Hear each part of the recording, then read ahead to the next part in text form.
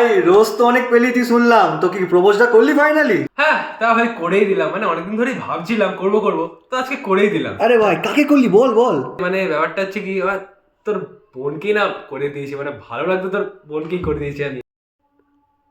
হ্যাঁ ভাই মজা করছিস ভাই, দূর।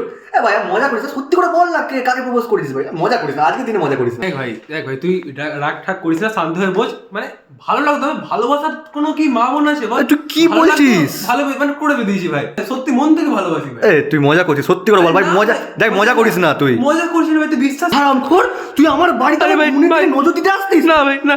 আমি ভাবতাম তাহলে আমার বন্ধু আমাকে দেখা করতে আসতো আমার সাথে।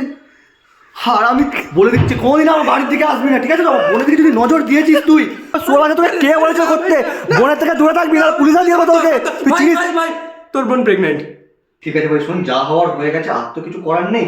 কোনো ঘাবড়াবি না, কোনো চিন্তা করবি না, আমি আছি তোদের বড় দাদা। আমি দায়িত্ব নিয়ে তোদের বিয়ে দিয়ে দেবো, তোরা জাস্ট বিয়েটা করে ফেল, ঠিক আছে? আমি সাক্ষী, যত কিছু হবে যা দায়িত্ব তোদের বড় তো আমি, আরামসে আমি যাবো গিয়ে বিয়ে দিয়ে দেবো। কাউকে কিন্তু বলবি না কিছু ভাই, একদম ঠিক আছে তো? মনে করে আমার বোনটাকে ভালো লাগে, ঠিক আছে? আমি দায়িত্ব নিয়ে বিয়ে দেবো। ভাই একটা গাড়ি যদি দিয়ে দিস। চলে আচ্ছা।